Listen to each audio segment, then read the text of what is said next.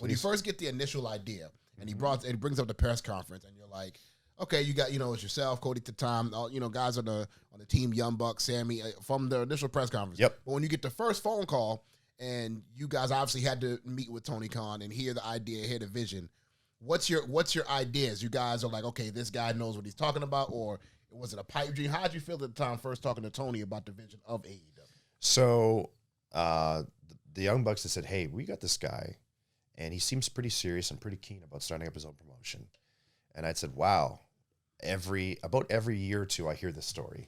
You know what I mean? Yeah, that's what I said. Like again and again. Yeah. So it's like, but hey, it's like if you guys believe in him, you're some of my best friends in the world, not just in wrestling, but in the world. So I'm going to trust you, and I'm going to give this guy a listen.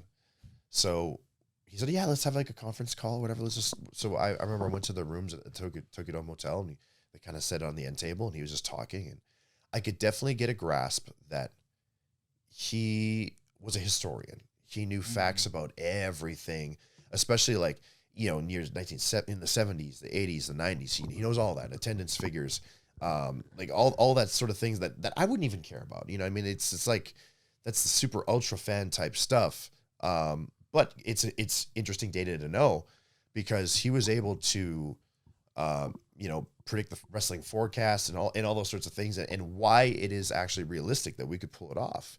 And I remember him saying, and he seemed very committed, that I'm going to start a promotion, whether I can get a TV deal or not. I'm going to find a way to have our product be seen, whether it be I buy my own streaming service or what, but I'm going to do this.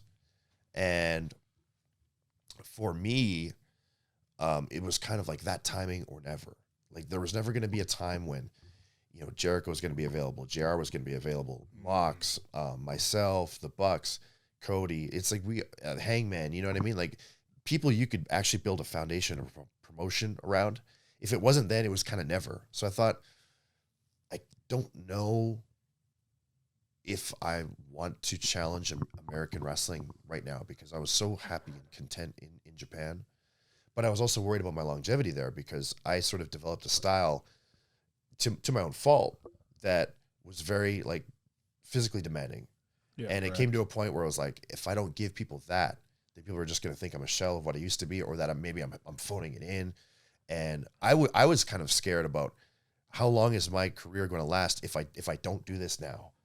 And I also did want to have a chance to I don't want to say press the reset button, but to have a chance to give a new version of myself that people could also identify with. Right. So if I went back to Japan, I could take that old, Kenny Omega cleaner, Best Belt Machine character, but then there'd also be that AEW American side of Kenny that I could splice that with, kind of mix it in. Exactly. And now I've got like, someone who could actually maybe wrestle 4 or 5, maybe 10 years longer than what I could have. Right.